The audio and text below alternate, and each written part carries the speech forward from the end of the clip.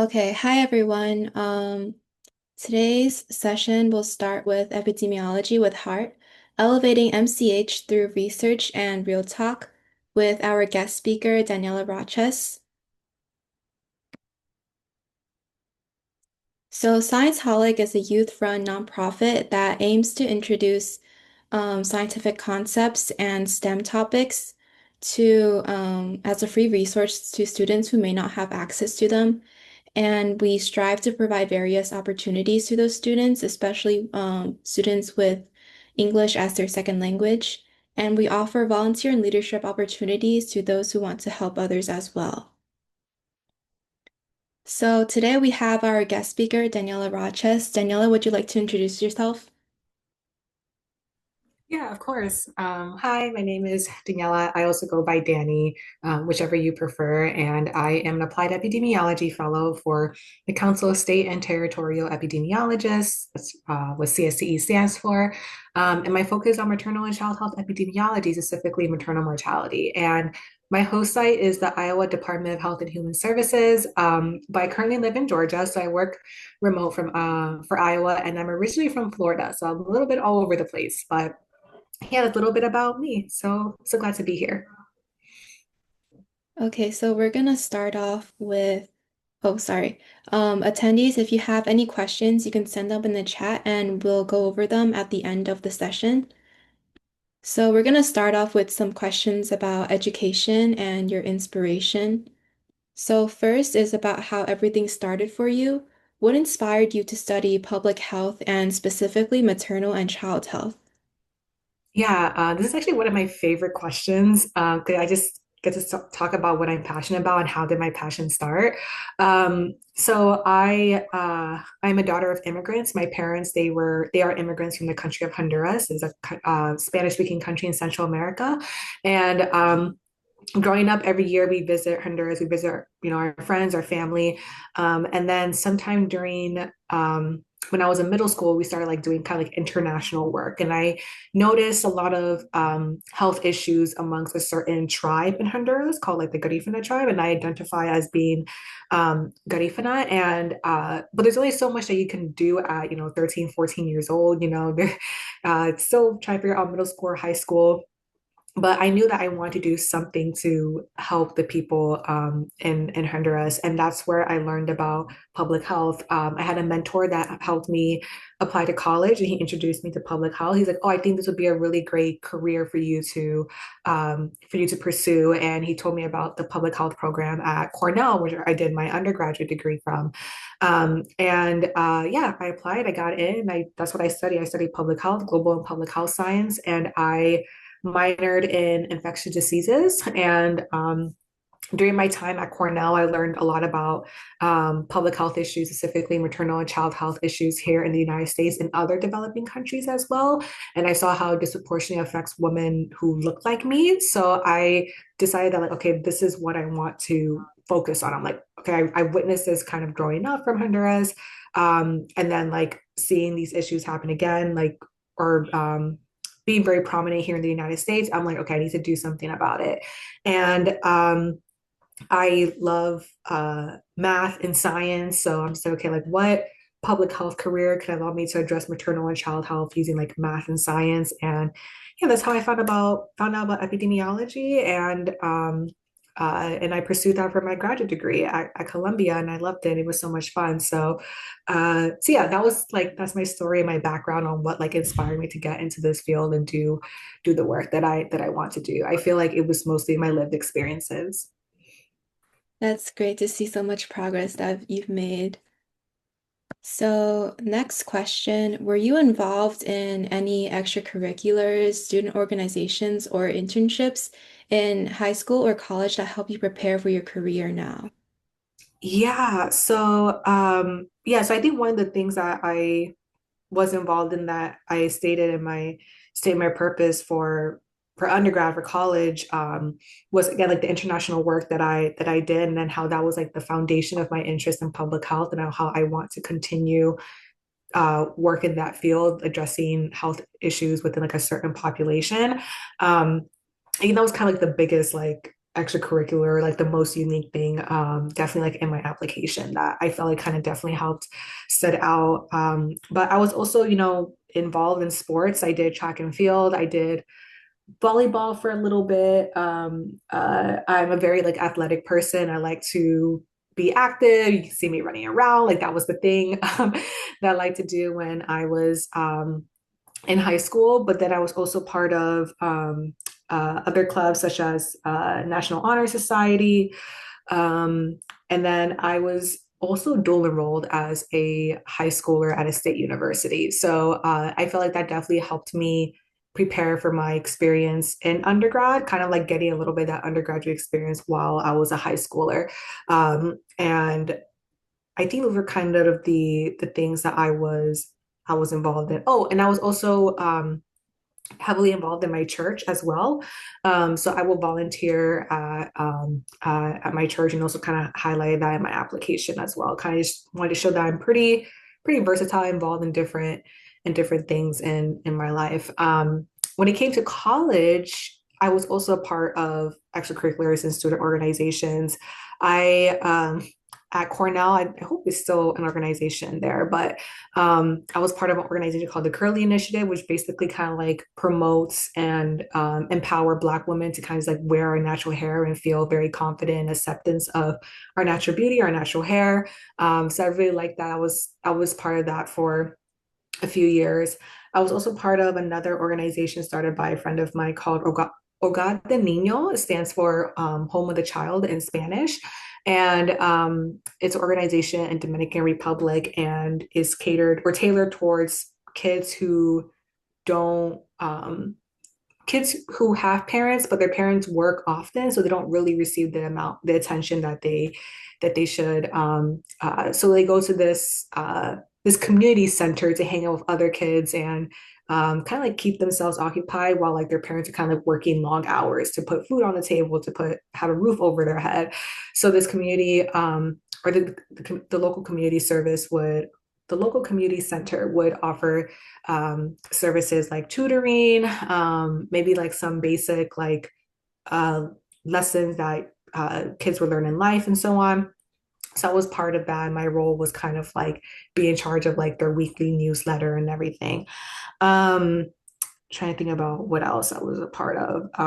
Yeah, I did internships or I had summer jobs in college. Um, the summer 2018, so the summer right after my freshman year, I stood at Cornell during the summer and I was a resident community advisor for summer college where high schoolers come and take courses at Cornell. And I was just kind of there like guiding them and navigating, um, uh, just supporting them as like they navigate being at Cornell for a few weeks and taking college courses.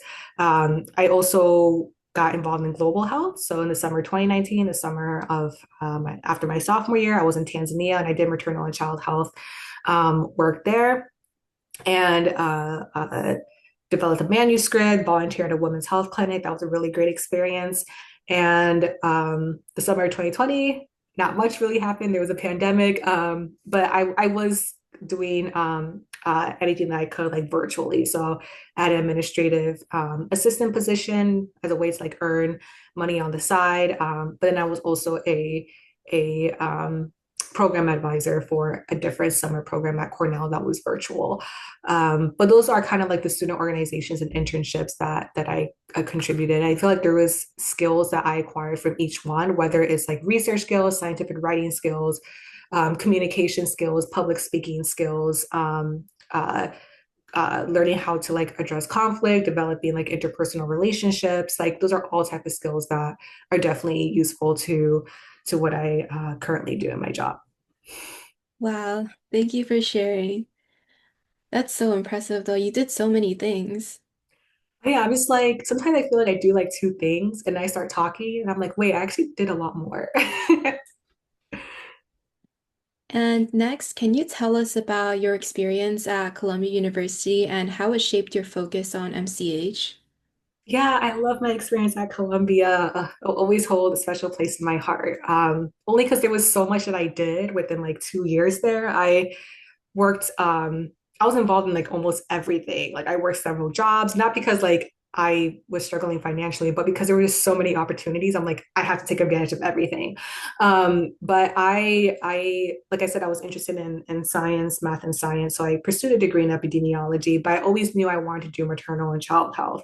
Now, during my time at Columbia, I spent most of my time kind of perfecting my epi or mastering my epidemiology skills. And I think out of all the courses that I've taken, and there was only one, it was a sexual and reproductive health justice course that kind of like really tied into what I was interested in maternal and child health.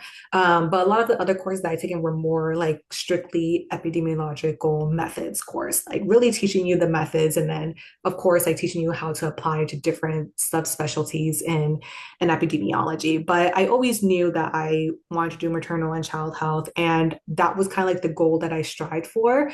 And I will always kind of be aware of like what's going on in maternal and child health in New York City, any potential opportunities, seminars that I could attend, guest lectures that I could attend that just highlights these issues. But I kind of like made sure I perfected my technical skills first before pursuing a career in maternal and child health epidemiology. But during my time at Columbia, that's how I applied for the current position I am in now.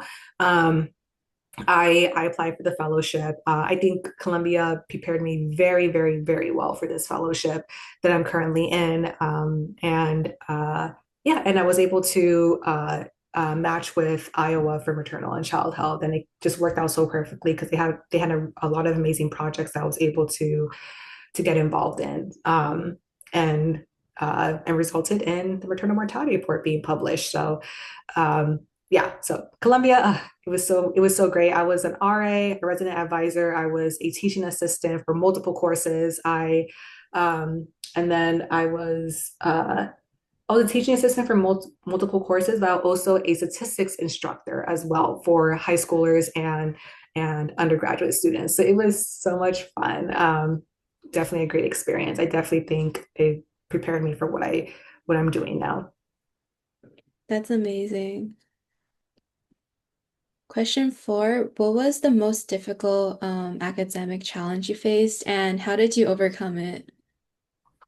Yeah, that's a good question. I think the most difficult challenge, academic challenge, oh, well, okay, now I have two in my mind. But I think I'll talk about the one from college. I think that might be a little bit more uh, relatable to our audience here.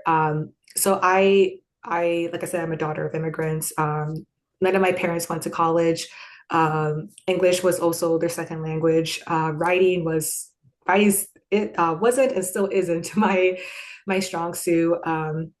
And I definitely come from a low income family, so I didn't have like the resources that maybe like students who came from a wealthier family had to be successful in these courses. And at Cornell, I really struggled with my biology courses. I will admit I did not perform the best. I passed, but I did not perform the best in these courses, and I started to feel imposter syndrome. It was not an easy thing to experience because like I'm questioning myself. I'm questioning whether I belong in this place. 'Cause I'm struggling with these classes that my other friends were, passing very easily or were doing fine in because like they were able to get tutors. They were able to afford tutors.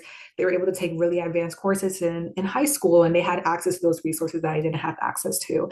But one thing I really liked about my experience in college is that there's always a resource for almost anything. And sometimes you kind of just have to just like look for it or ask for it. So with biology and like also other STEM courses too, even though I was doing like I'm just pretty fine with them. I'm just like, oh, like if I have access to this resource, let me use it anyways, whether I need it or not. But with biology,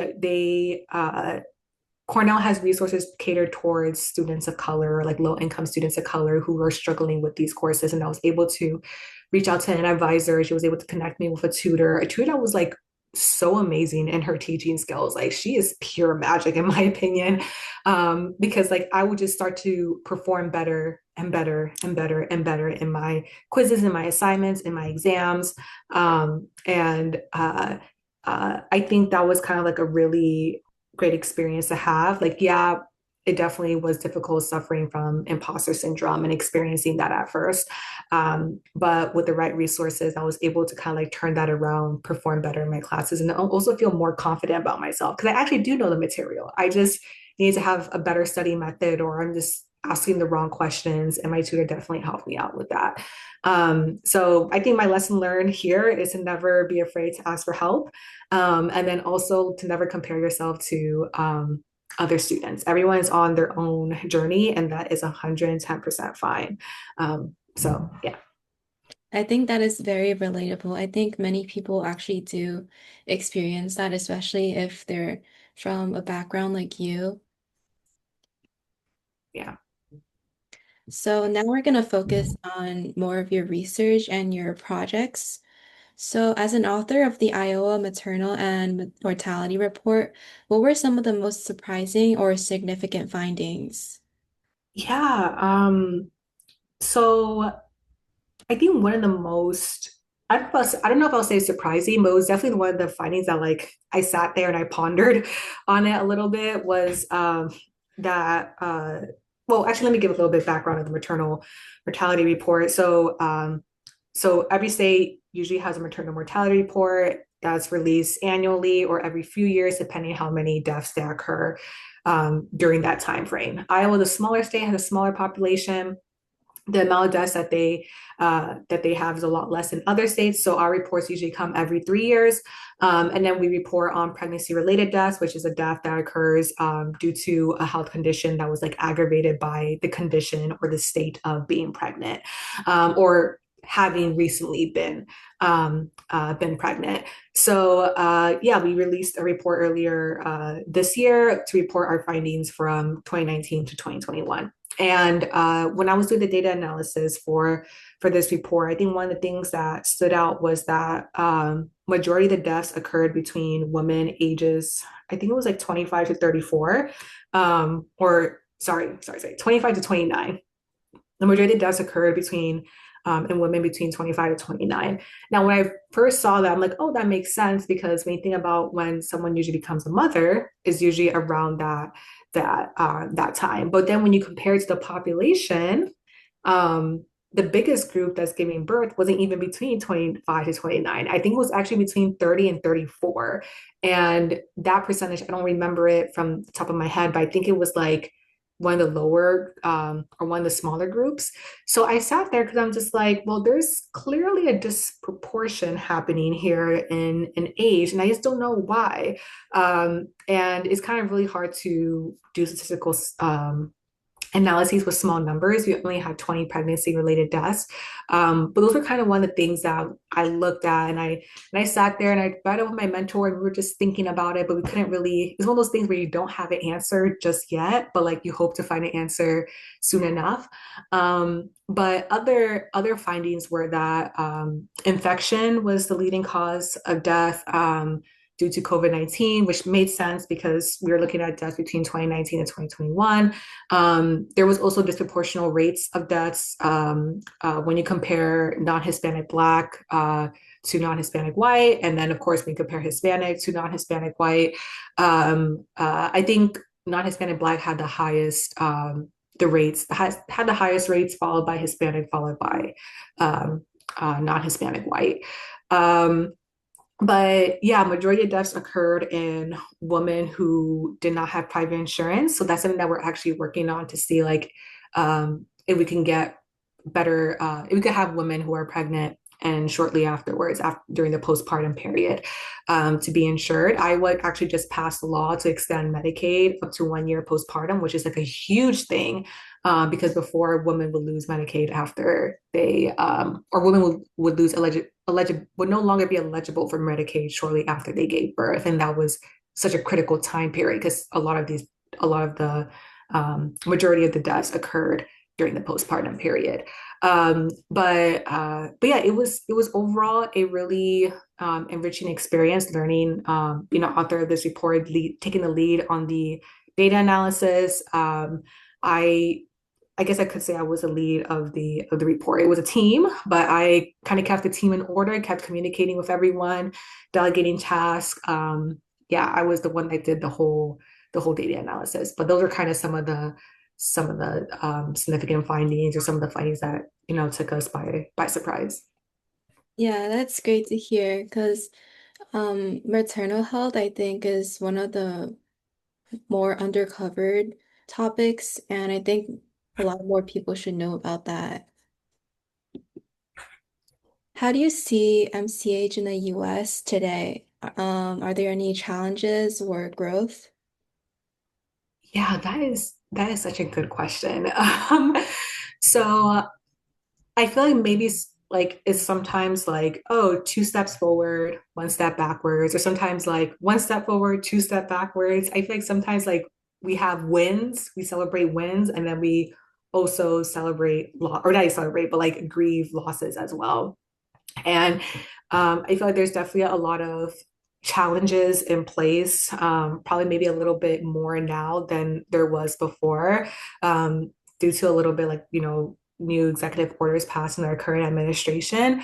But I also don't want that to just shadow all the great work that has been done in the past couple of years in terms of like addressing certain issues like what I said for Iowa, extending Medicaid postpartum. Like that's a huge thing. That's a huge win. And then Iowa actually just approved Medicaid reimbursement for doula services, where if you don't know what a doula is usually a professional that provides support to a pregnant person, usually during pregnancy and sometimes postpartum after the mother gives birth.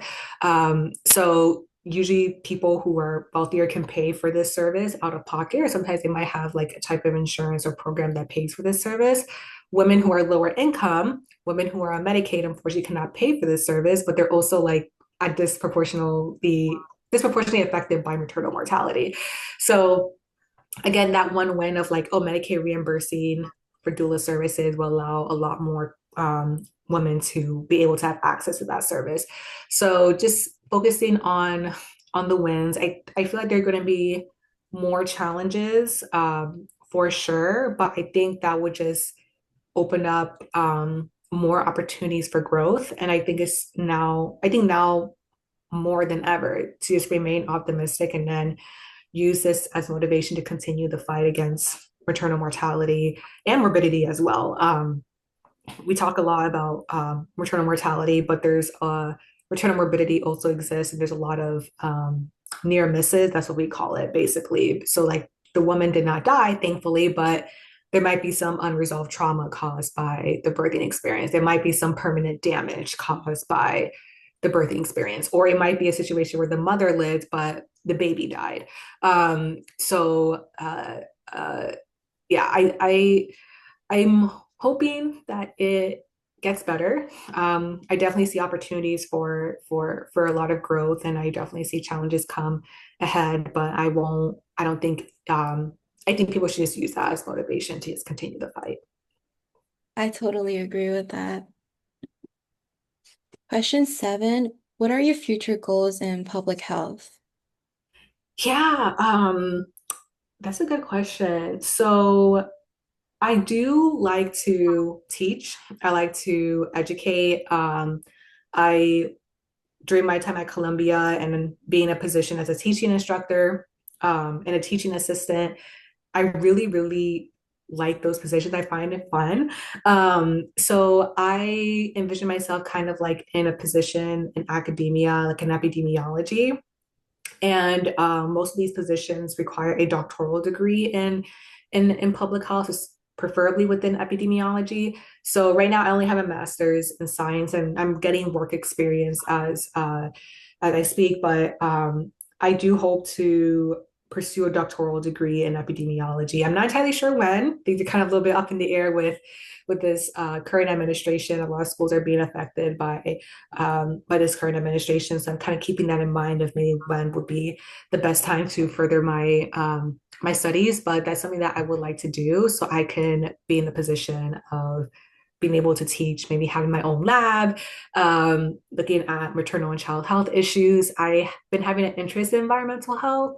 And then there's been a lot of news of like, um, what am I blanking out? Of like novel research on the intersection of environmental and maternal and child health. So um, uh, like hair extensions, braiding hair extensions, like there's certain chemicals in that that can cause cancer. A few years ago, they found the association between the use of relaxers and cancer. And I think it was like last year or like, was it last year or maybe the year before? Columbia did a study on menstrual products, on tampons, and like increased risk, or not increased risk, increased concentration of toxic metals.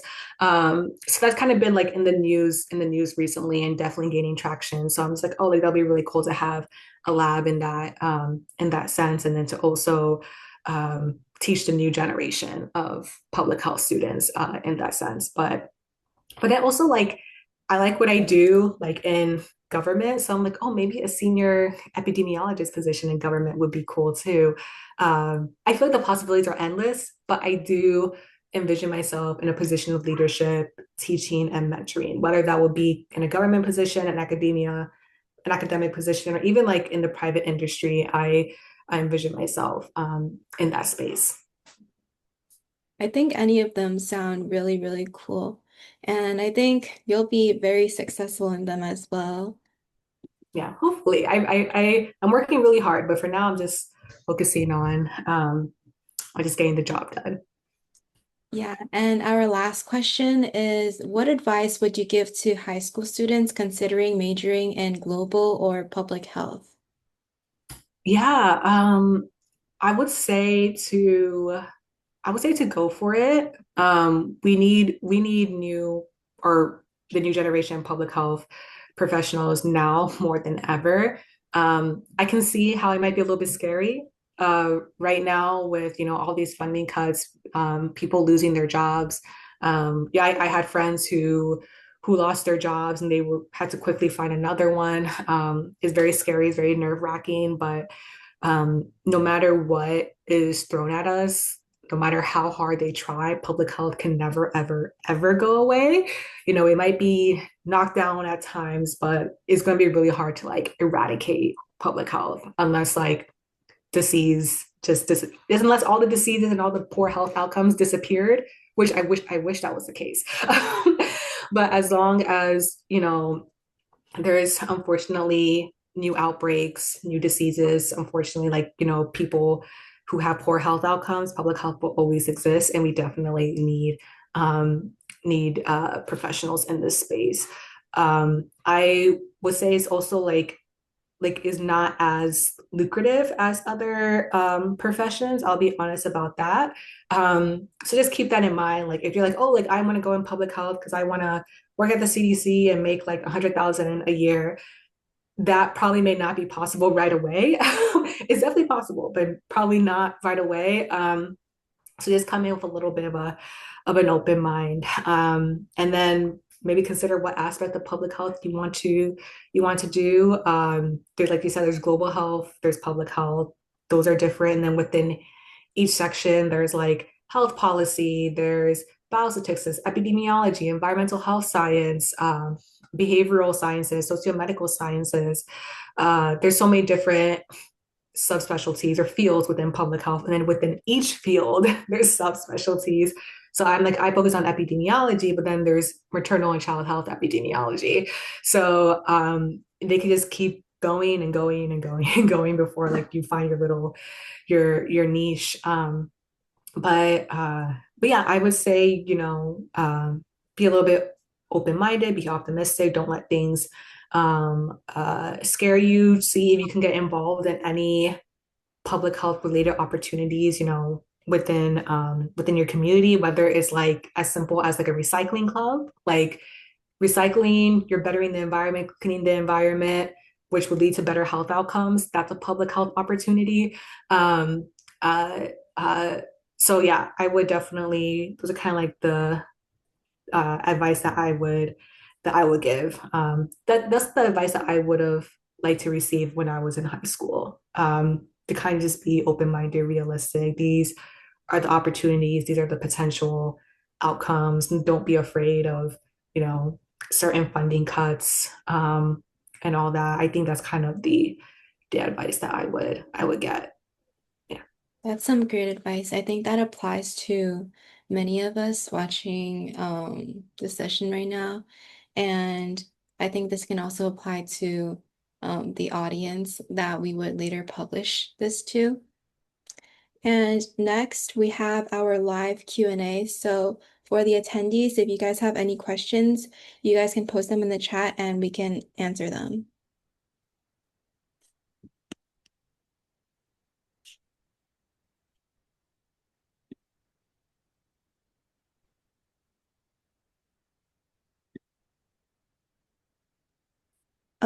We have one question. How does poor mental health, such as depression, affect women during pregnancy?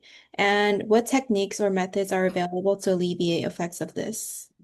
Ooh, that's a good question because um, so in the report, we don't have, in the report, and I wish I could like link the report, but you could search up the Iowa Maternal Mortality Report and find out information there. But we did talk about mental health conditions and substance, or we did look at mental health conditions and substance use because that was lumped in with discrimination. And there's some restriction on type of language that we could use again with the whole new administrative or executive order. We couldn't include that in our report, but I wish I could find out like the exact percentage of how many of the deaths were due to mental health conditions. Actually, let me see if I can pull up. Okay, yeah, actually, I have a poster.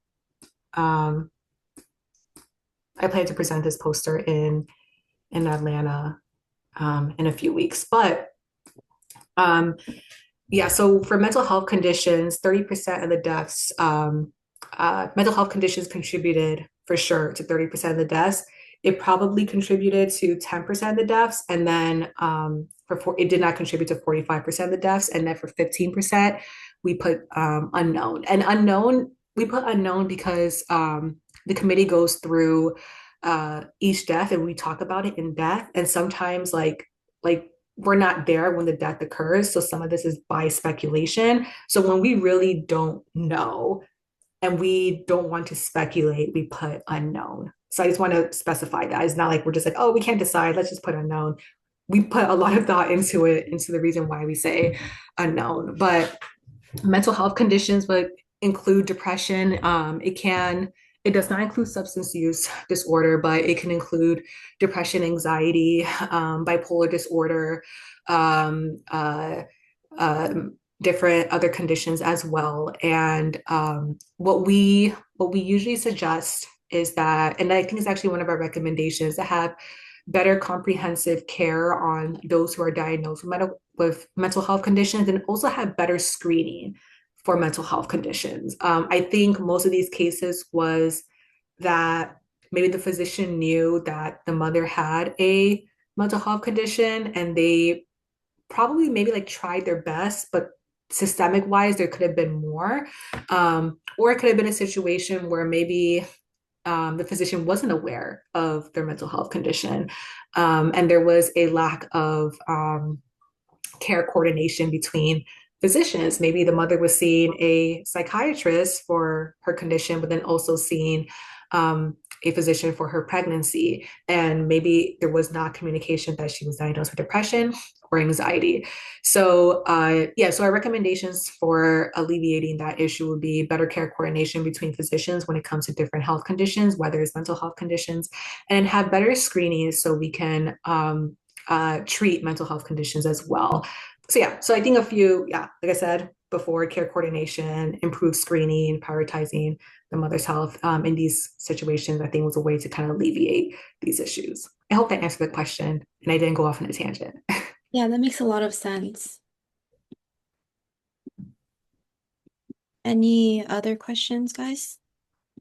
Okay, this is my own question, but what is like some of the more undercovered issues with maternal health? Yeah. in addition to maternal mortality, I think other issues that like I feel like it's not really like talked about as much is neonatal abstinence syndrome. So neonatal abstinence syndrome, or NAS for short, for those who don't know, is when while the mother is pregnant, she might be consuming certain uh, opioids. So the her unborn baby also becomes addicted to opioids because they receive the basically kind of like that stimulating effect of these drugs. So once the baby is born, they're not administering, the baby is no longer receiving this effect. They're experiencing withdrawals. It's actually a very very painful, uncomfortable situation for the baby, but also very painful, uncomfortable situation to watch or experience. I know that what they're trying to do, at least for like the Council of State and Territorial Epidemiologists, is kind of like consistently revising the definition of neonatal abstinence syndrome and involving doing research involving that and like ways to prevent that as well. Other issues is congenital syphilis. So congenital syphilis is when a baby is born.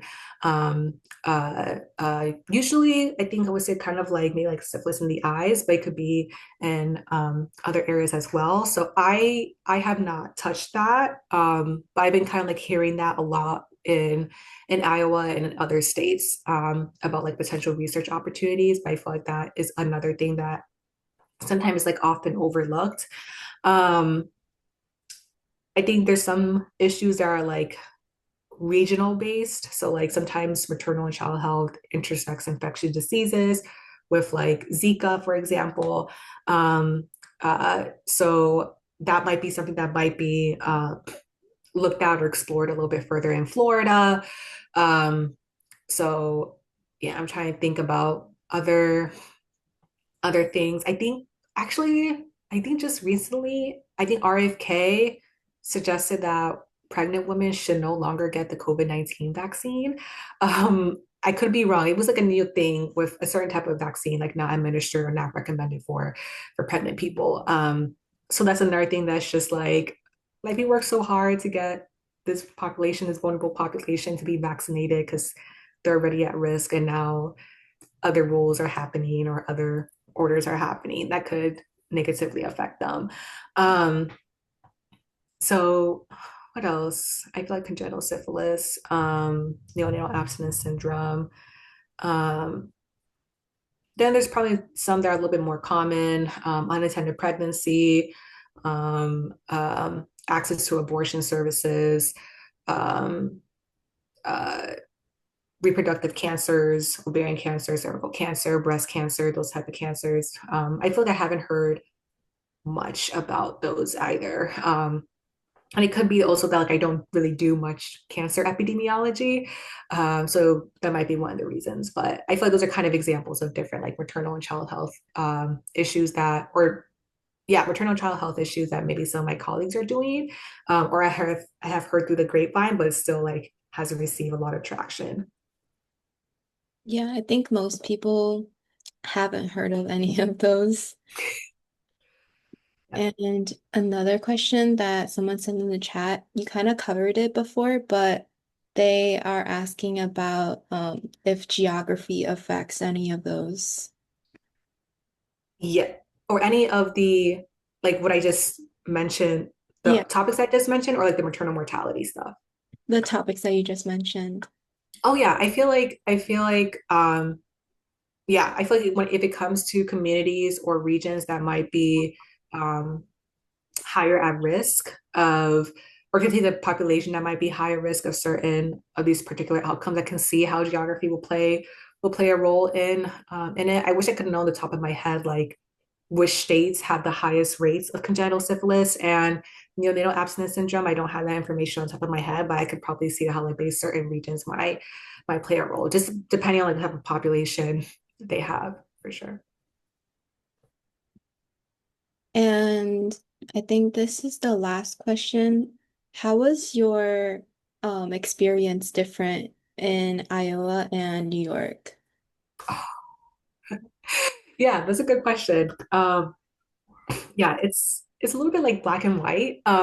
So even though I work remote for Iowa, I have visited the state multiple times for a duration of my fellowship. And in New York, well, I don't know if they're talking about upstate New York or New York City, but I'm going to talk about both because they're also like different as well.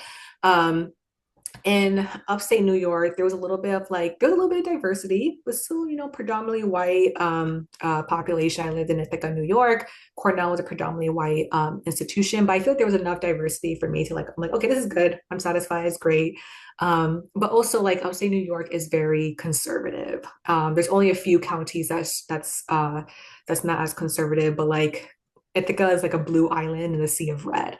New York City was a completely different story. I'm like, wow, this is like a whole new world in a great way. And there was a lot more diversity. You start to meet like people from all over the world with so many different living experiences. It was so great. Like even at Columbia, like maybe like the students were majority white, but like still like I feel like there was a lot of diversity. Like you can clearly see the diversity in their student body. At least like the campus that I was in, which was actually the medical campus. I was not on the main campus. I was on the medical campus.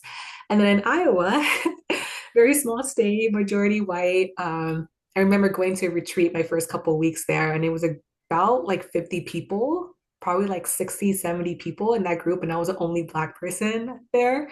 I think that was the first time in my life I was the only Black person in a room of like 70 people in 2023. Which, if my mentor was here, she would have been like, there's something wrong with that. Like, that needs to change. And it definitely does.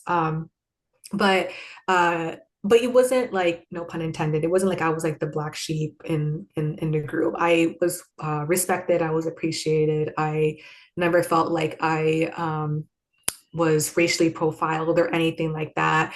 If anything, people are happy that I am there contributing to diversity, equity, and inclusion with my existence. And it was something I definitely had to get used to. Like the shift from New York City to Iowa, like the shift from New York State to New York City wasn't that big, but the shift from New York City to Iowa was so huge in terms of like the change in diversity, the change in political landscape, the change in the policies, the change in my language. I would use certain words and terms when I was in New York City, a little bit more inclusive language. And then I got to Iowa and that was just like, there's like, why is Dani acting all weird? Which is like definitely okay, like, different regions and different ways of speaking and everything. But that was just something that I definitely had to get used to. But I'm very grateful for these experiences. I think it definitely gives me that it helps me develop those skills to be adaptable to different environments. One thing about public health or global health is that you never know what environment you're going to end up working in. You might have an ideal environment. Like my ideal environment would be working in Boston, and maybe I'll eventually end up there. But you never know. You might end up working in a very conservative state that has a lot of limitations in terms of like maternal and child health issues, and you kind of just have to work with it, make the most you can out of it. So um, yeah, that was my experience, but I'm very grateful for my experience. And I'm also very grateful for working in Iowa. Like I said, I feel appreciated, uplifted, respected, very healthy working environment. Um, yeah, I wouldn't have it any other way. Maybe a little bit more diversity, but you know, sometimes you can't have it all. Yeah. And we have an add-on question to the previous question about geography. How does different cultures affect maternal health? Oh, that's a good question.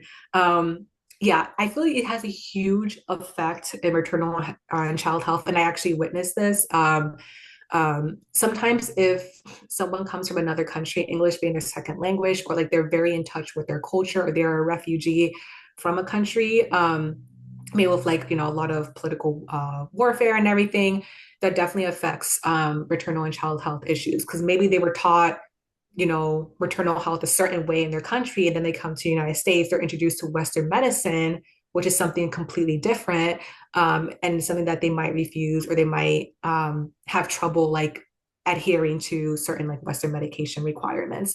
So I have seen cases where it would be someone who where English wasn't her first language, or she came from a country of high political warfare. Like her first couple of children passed away, so she came to the United States, and like she gave birth here in the United States with a different medical system. I would just say like cultural barriers, language barriers, uh, all kind of maybe due to like the systemic something on a systemic level. I wouldn't really say is the physician's fault. I wouldn't really say is the patient's fault. I feel like it's more you want to put responsibility kind of like on the system and how it's set up for people who come from other countries. Um, yeah, I was long story short or long answer short, yes, it has connections or affects maternal mortality, usually coming from a different country and having a different cultural background can make it a little bit difficult. Good question. I like these questions. Like, I'm just like, yes, yes, yes. And that'll be the end of the Q&A. And for Scientology, you guys can check out our first edition of the Global and Public Health Equity and Ethics magazine on our website, which should be sent in the chat around now. And you guys can check out our socials at our website, our Instagram, and our email. Those should be sent in the chat soon as well. And you guys can also work with Scienceholic, joining as a team member. We have content, editing, art, outreach, and social media. We also have an AP toolbox, and we are also looking for ambassadors. Second, we have blogs and magazines where you can submit your articles, and having them published in our magazine and blog. And third, you can join our mailing list where we update straight to your mailbox and you can scan our QR code.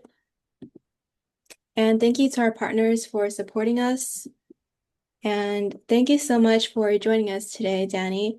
And feel free to join our next session, which is in about 15 minutes at 7:30 to 8:30 for From Data to Impact, Leading with Purpose and Public Health with our other guest speaker today with Julia Sengel. Thank you guys so much for inviting me. I really appreciate like you reaching out. It means a lot. I'm always happy to share my story, so I appreciate that.